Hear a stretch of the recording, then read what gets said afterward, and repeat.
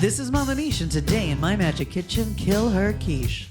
I love a good quiche. It's fancy sounding because it's French. And them foreigners and their Romance languages make everything sound so pretty.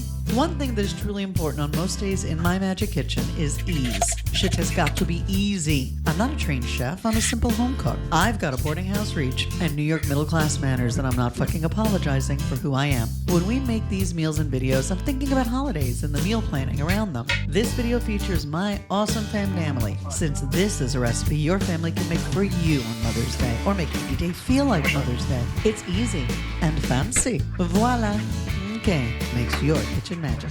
This all looks so good. Thank you guys. This looks so delicious.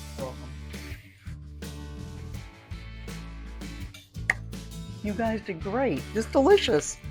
You're welcome. I love you. We love you more. Let's eat.